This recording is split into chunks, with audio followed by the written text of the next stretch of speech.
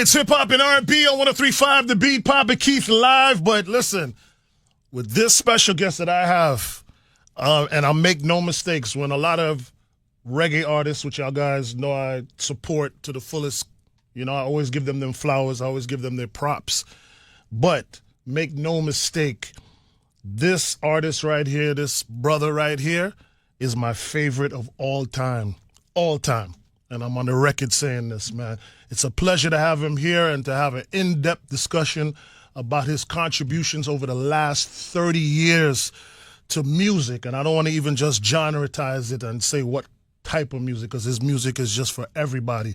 Ladies and gentlemen, I have the most amazing Sizzla Kalanji in the building. Rastafari, big respect. Every time, King. Every time.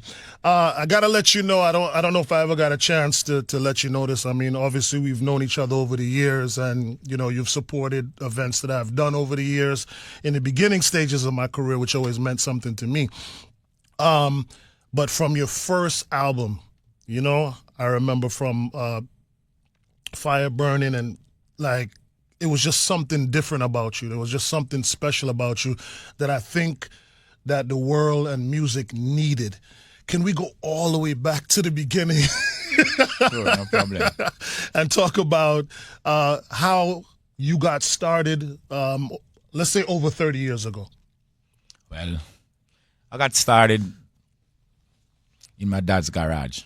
Gotcha. Yeah, as a youth growing up in Augustown, 40 Augustown Road, Kingston 7. Mr. Roman Henry was the person, the owner for that property, and he was respectfully the secretary for Sir Alexander Bedwood and the Bedwoodites, and we know that the Bedwoodites, they're Maroons. Yes. From Pumpkin Hill, Augustown. In and around writing songs, going to school, having my little book being folded in my back pocket, writing songs, having a little chest, packing up stuff, but no one knows that I could really sing or DJ or rap or the likes. Until one day a friend of mine, Howard Brown, Spoon said, Dada, we have a stage show up the road and we need artists. Clap them because them come from far. That's just a little tagline, whenever time you're doing something, whether they do good or not. Right. They said, Dada, we need someone to DJ. I said, I'm not going to DJ. They don't know that I can sing. They said, all right, let's go. I said, all right, we decided on going. So I went up by Bryce Hill, by that plaza, and we did well.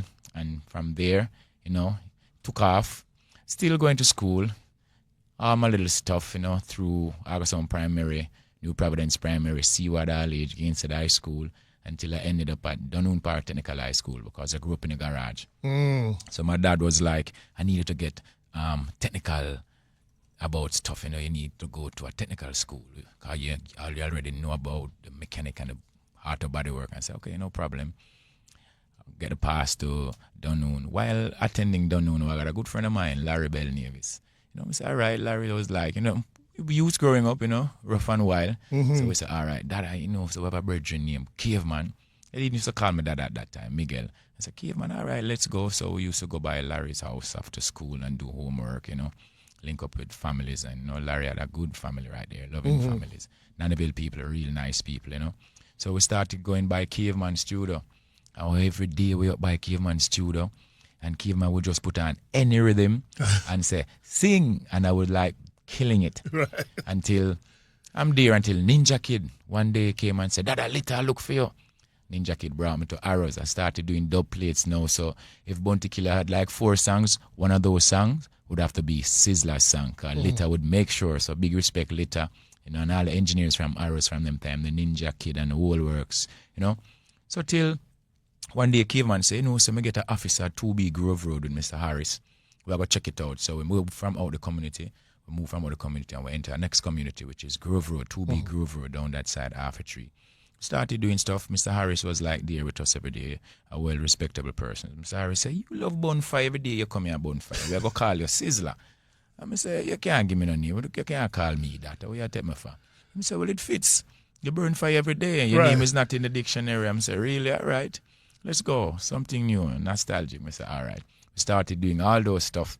Every day we had Caveman singing. So whenever time we in the studio, 15, 20 away, you just want to put on the rhythm. I'll do the intro, someone else do the chorus, and next DJ would come in and do the verse. And we're there rubbing shoulders with great artists, Panhead, and a lot of them, I got the chance to be like rehearsing with the 809 bands before the big artists them tried in like Pinchers and, you know, Barry Salmon and those persons, 809 band, Mr. Dean Fraser and Paul Castick had started me in the drum thing. I learned drum from Paul Castick coming up, you know, and Sly and Robbie them, you know. So I'm saying, all right, get in the groove till one day, you know, Mr. Fraser say, hey, Sizzla, you know, Fatis I look for you. I said, what? Because, you know, Fatis was a real serious and strict person. Yeah, don't play around. So we said, all right, we're going there. So Mr. Fraser took me to Fatis Burrell. And from there and then, I started, you know, doing my work. My local brethren them from Grove Road, they would like come around to the studio, 7 Windsor Avenue, you know, Gussie Clark studio, Music Works. And I started working right there. Now, Fatis is a man, every day he might make rhythm. Every day in life he might make rhythm. In and out the studio, musicians in. And you have the likes like Garnet Silk, Luciano, Barry Salmon, Master Griffiths, you know, Aine Kamoze, you know, Dennis Brown, Ninja Man, you know, Leroy Smart, them great artists passing through. I said, wow, we are rub shoulder with big artists now. But anyway, get the work done. Because to me it was like still doing schoolwork, get your homework done. And at that time, my homework was to get my lyrics on one of those rhythms. So I said, all right, let's go. Started doing stuff, you know, Fatis was a good friend of Dr. Dre. So I started recording until they compile an album, and they call it Burning Up. And there and then, that was my first album. And it took off. Yes, it did. It did, and that's how I got to learn about Sizzla. Your greatest, I call it the greatest album of all time. And, you know, with respect to Bob Marley, he's a legend and we love Bob. But in my opinion, in my era, the greatest album ever to come out of Jamaica, The Real Thing. The Real Thing. Can you please explain to us how the genius of that album... No, while at Grove Road, it was sort of difficult to get on the music scene. Not that you can't get on it, but you know, they're looking for stars. It's a business. So we used to be up and down. Panid took us to a lot of studio. You know, me and the Caveman crew, we've been there up and down every evening from Grove Road. We walk to Alpha Tree. And we've been working, having a link with Fatis. You know, Sabatut, we used to go walk up and down and try get through to other producers, but it wasn't working out like that. Until one day, you know, Louis Culture came in the studio and said, you know, so where I bring you go around Bobby. I'm going to tell Bobby Digital about you, you know, because I used to be up and down, you know, with Louis Culture. Louis Culture would just leave that little red starlet with us and we up and down as young artists. Anyway, we went to Bobby Digital. It's not my first time going to Bobby Digital, but this time Louis Culture brought me into Bobby Digital and like, Bobby see the youth, you know, bad DJ, you know. And we did, you know, with Calibuds. But Bobby wasn't really in the studio. It was just me and Calibuds all the time. It's after getting the works done, then we see Bobby. So the credit goes to Calibuds. Really. Wow. Yeah, it was just me and Calibuds in the studio. And Gangali would be outside, you know, waiting on us. So we just started working on the same formula from Grove Road, from Exterminator, Music Works. I just apply the same formula to the same studio now, Digital B, and I just started working. That's just about it. But it was just, in our sense, a consciousness that it doesn't matter if you do a girl song or a gangster song. The thing with Jamaica, you'll have to produce a conscious song. Yes. Because it's a conscious country, Rastafari country. So we started working and Bobby started mixing the album. But we didn't have any name for the album. So Bobby was like, what we going to call the album? So I tell Bobby, say the album name, Thank You Mama. Call it Thank You Mama. Ah, based off of the hit. And then Bobby say, yeah, nice. But I want to give it a different name where it's not any of the songs on the album until it was there. And Bobby called the album Real Thing. And Bobby said, no, this is the Real Thing. And Bobby called the album The Real Thing. And then, you know, he got the link with Christian and then it took off. Wow. And boy, did it take off. Yeah. I mean, like I said, and I'm not taking that back, the greatest album to come out of Jamaica. And of course, you had songs and you had hits before that album, but just the culmination of those songs in particular, where you could actually listen to an album and every single song was a hit, like in its own. Yes, because coming up the line, you know, I become more experienced, you know, in singing every day, practicing, going to the stage shows, lifting speaker boxes, and the everyday complaints from the artists, what's happening, what's not happening for them, who had stolen their publishing and all those stuff, and we listen to the complaints and how they would apply lyrics to the situation. So I becomes well-rounded in the studio. I could manage myself around the studio now. So that's just about it. And we have Louis culture there, and we grew up in a community, educated persons around us, a lot of schools and all those stuff. So we got intelligence from our parents and the community and all, so we applied. When did you get introduced to Rastafari's teaching? Well, naturally, Augusttown is a Rastafari community Yes. there, and then, 'cause you got Jedites across, you used to have the Jalov, playing over there. That side, you have the 12 tribes of Israel, and Bob Marley was well familiar with those set of Rastafari families, because Bob Marley used to be in the community of Augusttown every day. They just don't tell you these things. I can remember, like, my dad would put me on his shoulder and would go up by the student union to watch Bob Marley. Wow. And my dad said, "I remember those times. I was a kid that time." And said, "Well, we used to do that." And I'm trying to grasp that, but I can remember, like, Ballsy from Silver Arc. I could remember, like, when Ballsy used to, my dad would go through the mesh fence and Ballsy and would put me over the fence, and then my dad collect me, and then I say, all right, I can remember that part, Right. Young kid, but that's it, grew up with Rastafari parent in the community. My father used to play guitar every night, every day with a brethren named Lightning. The next Rastaman, a pale Lightning him called down. Lightning, anything bad you do. So it was a very beautiful community being cultured by the Rastafari families and others also, you know what I mean? So it's like a balance. You got the Christian churches in the community and you got the Rastafari families in the community. You know what I mean? Yes. Multicultural. So that's it. Grew up in the community with Rastafari parents. But it took form when I started going to Caveman and by Mr. Harris, because I would leave school, my necktie, my Dunwood crest, diligent for persistence for excellence. I would be around there. I didn't start growing my locks until I left high school about 94. As I graduated from school, I just started growing my locks. Yeah. So it was with Bobby Digital Vibe and Fatis Vibes, and Cocotti was there also, and Aineka Mose. And then Rest man, in they are peace, real Coco, yes. Rasta, man. And then I started finding myself, started doing a lot of reading. You know what I mean? And I started finding out that, all the Psalms were being written by the King David. So every day you're saying the King's Psalms in the churches and all over. And I said, okay. So I become more conscious now. And now Solomon say, I'm black, O ye daughters of Jerusalem, and my feast as a color of brass. And I say, yeah, it's Rastafari. And then I check back the lineage now, King Selassie, and see the lineage of David. And he's Rastafari, and Leonard Howell. And with the Marcus Garvey consciousness again, and Prince Emmanuel right there, it was just superb. So I just maintain the culture because that's mine. I can't run from it. Yeah. I agree. And it's you who taught me and showed me that it's in your heart. Exactly. You know what I mean?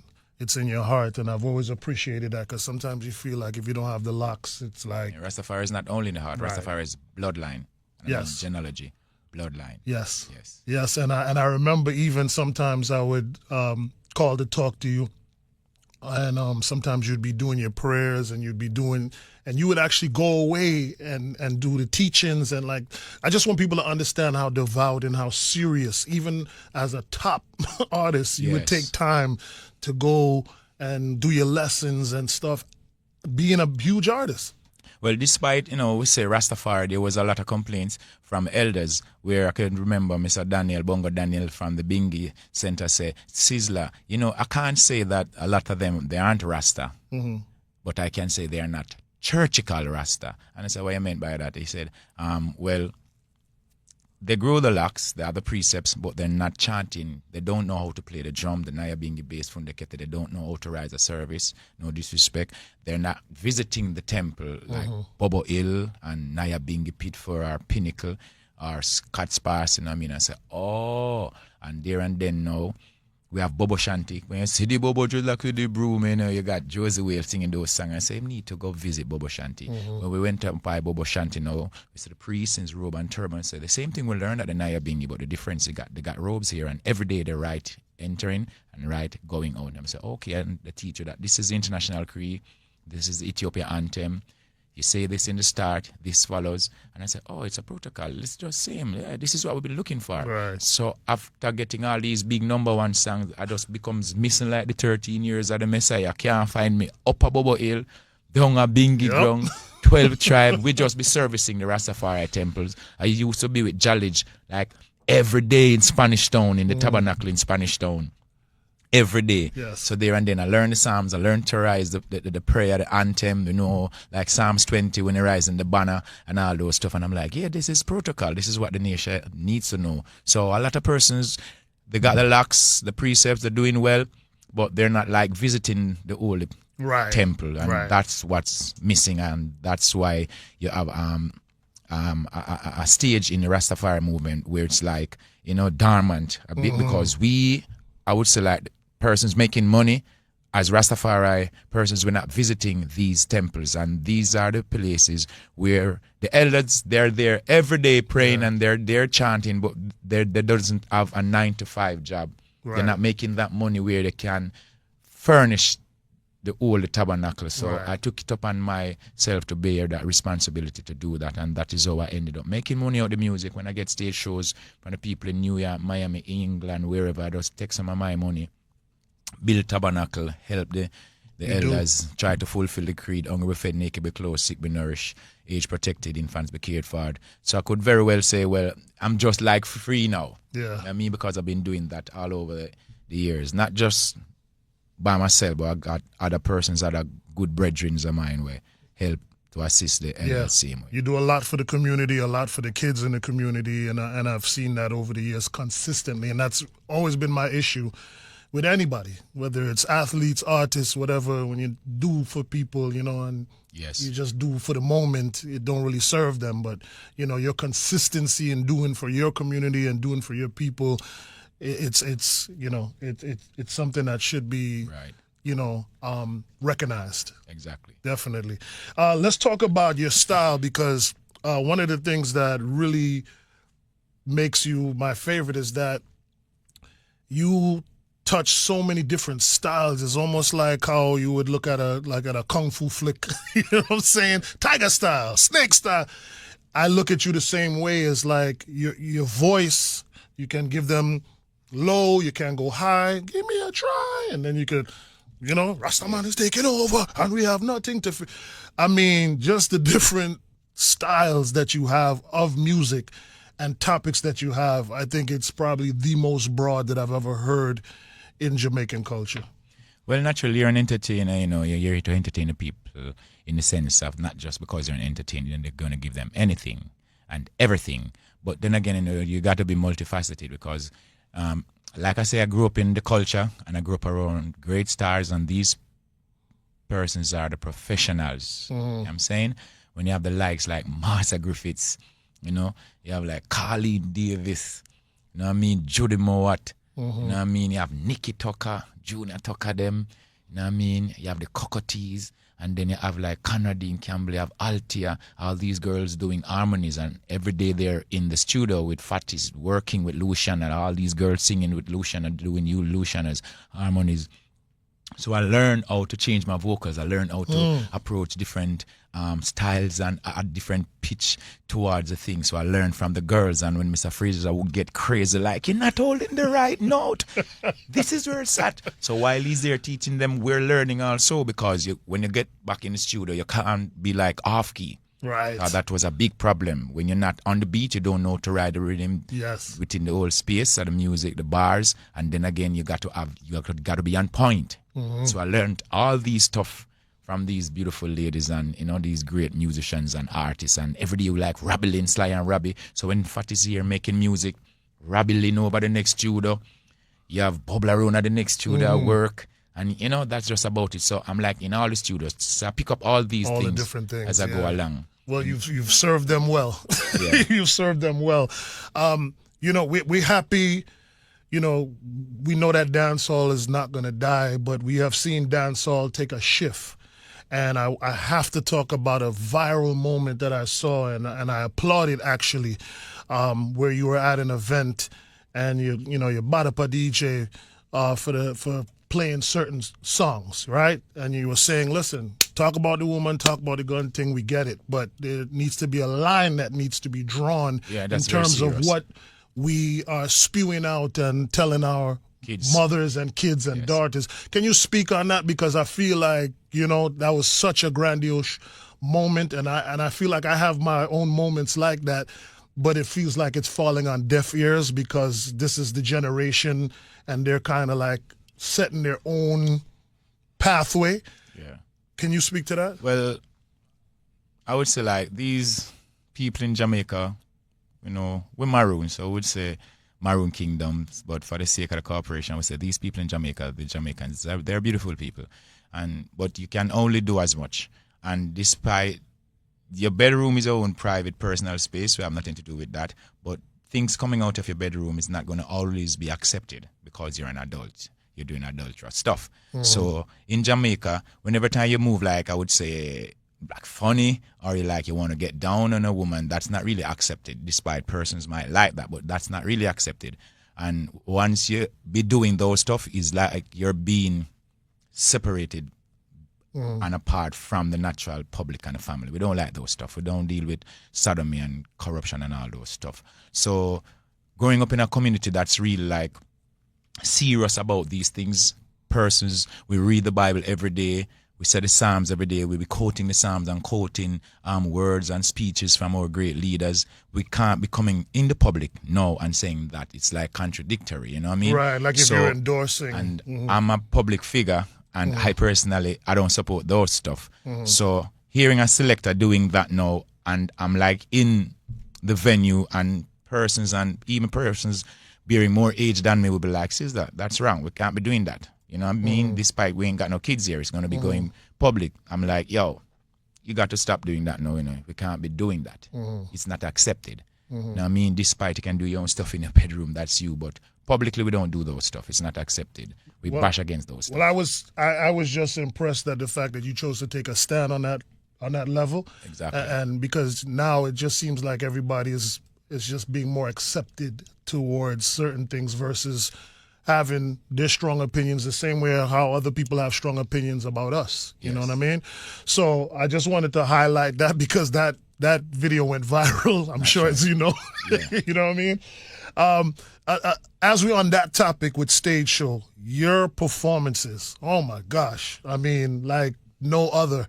I would probably say between you and, and give respect to Capleton and certain other artists, man, just the energy that you bring on stage when it comes to, your music and how you interact with the crowd. Can you speak on that? I had also to do that because I came up in the music in the 90s. And in those times, when you're messing around on the stage, people would pelt bottles at you. So Sizzla got to make sure when you jump out, you're just fit and ready and just get to the point. We can't be dragging our feet. Yes. Person spent a lot of monies, shoes, clothes, car wash, the ladies getting their hair done and their nails done and all those stuff. And it's like we come to the stage show just to see the musicians and the artists being like lackadaisical towards the profession. We're not going to do that.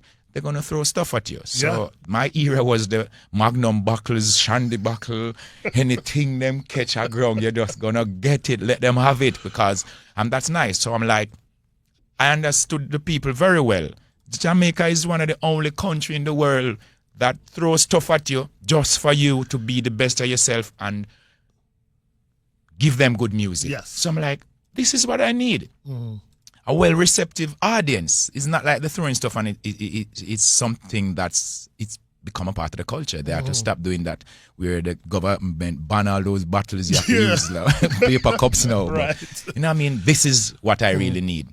Someone who is paying attention to the artist. Yeah. When you get out, start working. So that's just the whole energy for me there. And I think that's what boosted me from that time till now. You got to get out and give the people what they need. Serve the public. So from there and then, I just be hitting it once I get on the stage. Bang, bang, bang, and get it done. You know what I mean? And give them that energy. So that's just my formula in approach. And not just to be working presently on the stage in front of the audience. I'm also working that the medias could have contents, the Gleaner, the Stars, just about, you know what I mean? Any government media, anything giving the outlet or the music and information to the people. That's what I work for. So that's just me. And you've served us well, brother. Yes. Let's talk about 30 years, right? So you're having a big celebration in Jamaica that I have to be at for sure.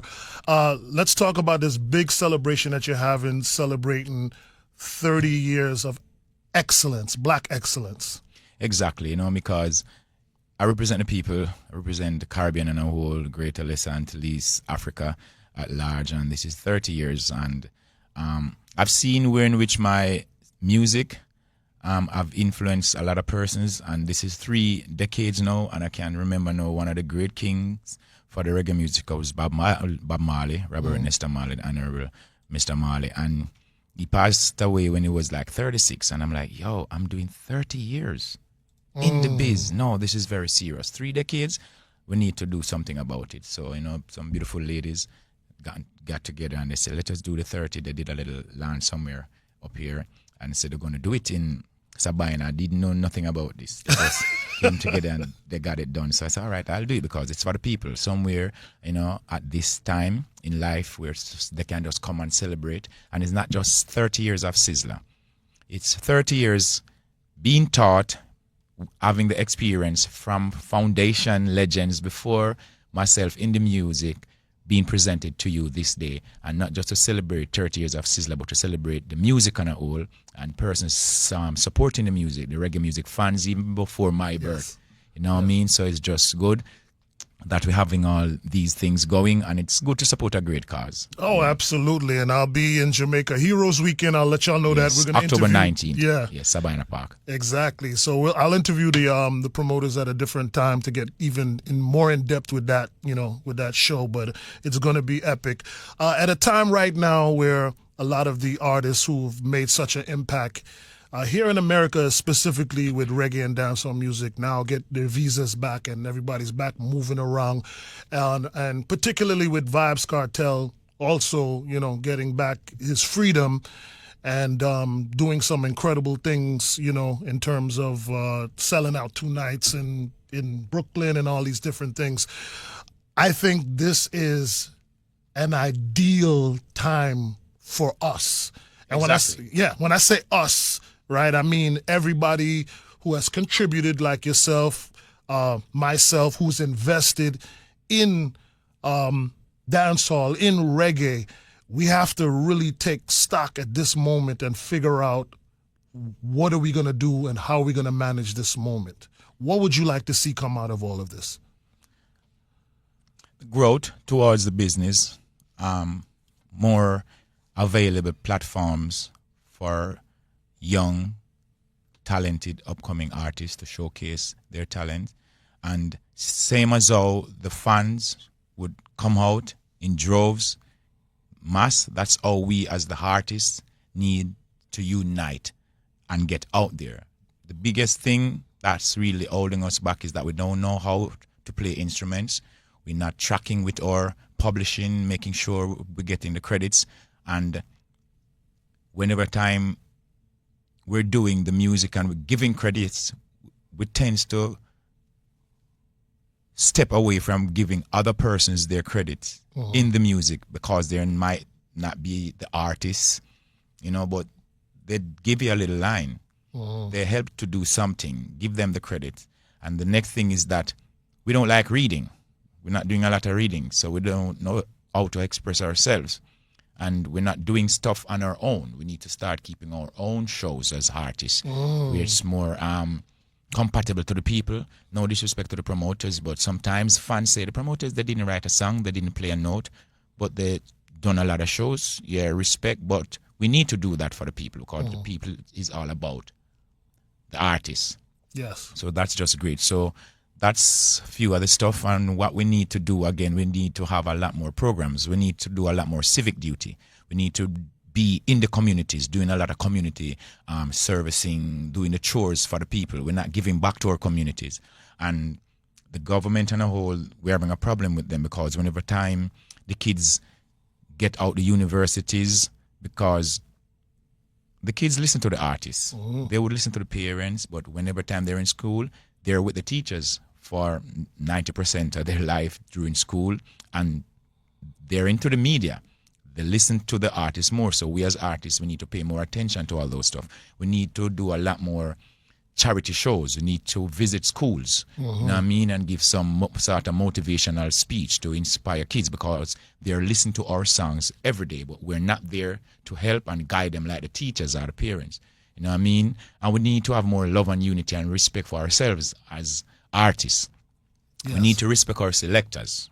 Yeah, because while you're sleeping, the selectors are there playing your songs on the radio stations, on the sound systems. We need to respect our musicians more also, because it's not a one-man band.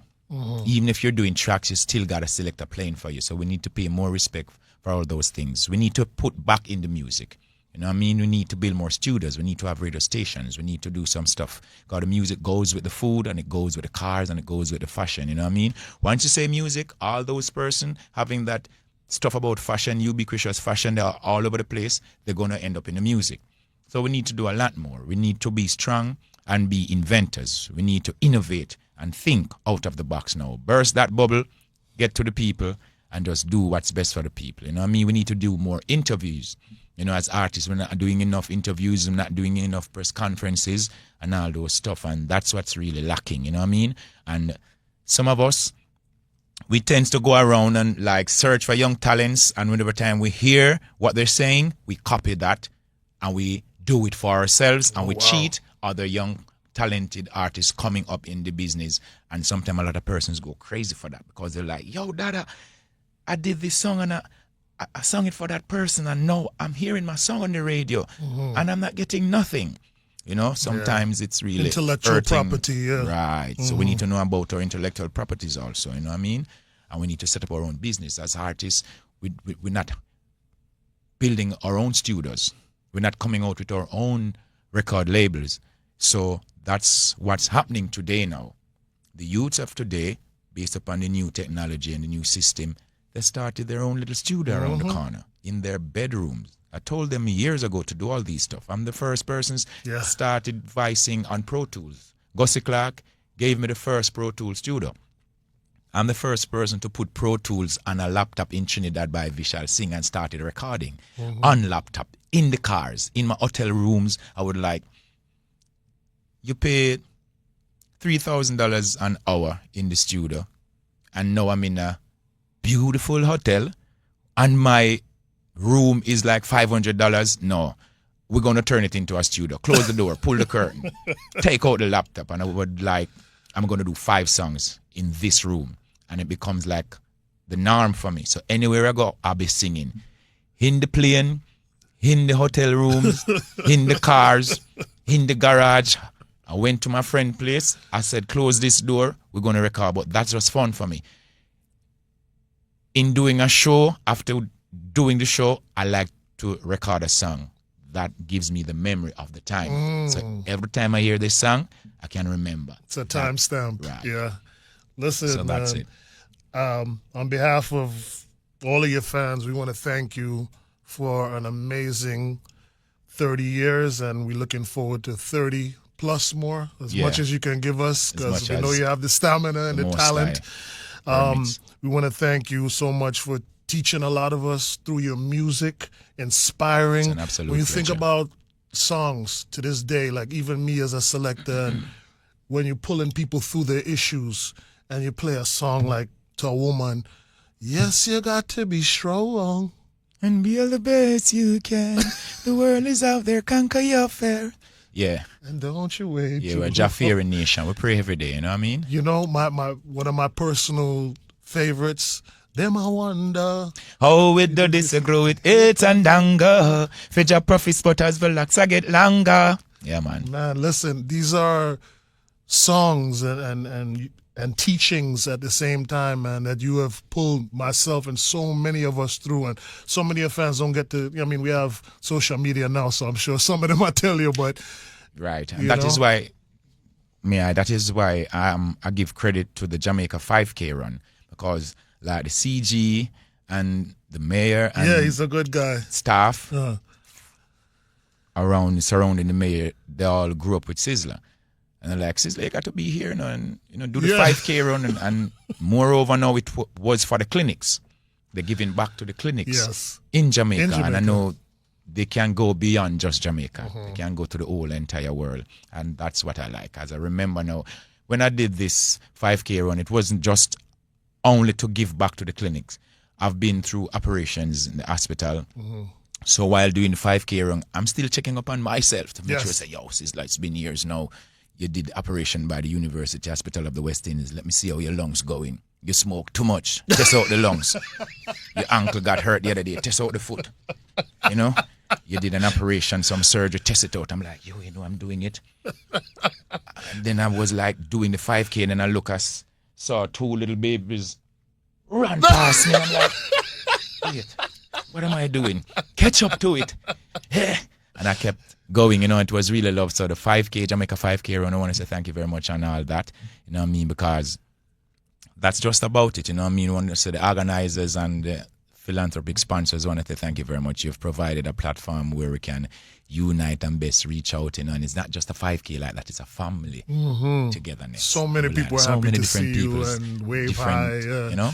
That's what's up. Well, Yeah, it's listen, nice. man, I'm trying to thank you, and you still finding a way to big up the people, man. That I just can't goes, stop bigging up the people. yeah, that It's just all about goes the to show your character and the person who you are, It man. doesn't matter the leader, you're all working for the people. Yes, Yeah, it's like a one God, one aim, one destiny. Is one same people. for the people. Yeah, so it doesn't matter what leader, whether you want to be a good leader or a bad leader, you're still working for the people. The people are the first leader. So just about it. Sizzla Kalanji in the building, a.k.a. Dada. We love you, brother. Respect. Thank you so much. I can't stop thanking you, and just continued success. You have some new music.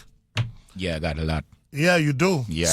It's crazy enough. Someone sent me a song. I'm going to tell you who it was, too. Someone sent me a song that you wrote for your mother. Yes. Yes. And all the mothers of the world. Yes, someone sent. As a matter of fact, you know who it was? Breadback. Oh. Breadback. Because that's who I used to call back in the days. If sometimes it's when I wanted Richard's to. Bramwell song, Yes. well, that's a long time now. Yes. So, And my mother make me there so. And my daddy make me there so. Conquering lion make me there so. Yeah. yes, King. Yes, But King. I did one just the other day. Tell me about that one. Well, after hearing all the accolades being given to Sizzla and other great artists doing songs for the mother, I'm like, yo, I need to step up this thing, you know. Yeah. We're going to make a new song. But it wasn't like the intent of making a new mother song. Something with me, whenever time I'm in the States, I'm a producer, I'm a musician, I'm an artist, I'm an entertainer. I just can't sit and let the day go by just like that. So I'm like, yo, kid, get some rhythm. Yo, Rory, excellent. Find some youth. Find all these kids making the rap music and the Afrobeat and the Jamaican dancehall reggae. Find them and just send rhythms to me. Right. And in doing so, just to hear the rhythm, I'm like, yo, this is good. I'm going to do something on this one because that's we do the frequency, the 432 frequency. A lot of kids don't know about the frequencies, you know, like 7 notes in the music, it becomes 12 when you add the sharps to it, but the 7 notes in music, you know, A, B, C, D, E, F, G. Yep. So you say do, re, mi, fa, sol, la, ti, do. There's no re, there's no mi, there's no S in music. It's just A, B, C, D, E, F, G. You know what I mean? That is why you got the G for geometry, gamatra. Sometimes you say they wear in the Freemasonry, the G is just geometry, it's just mathematics. Yep. So I'm like, all right, 7 notes in music, 7 colors of the rainbow, your 7 chakras, the 7 days of the week, the 7 priests on the altar, the 7 burning candlestick, you know.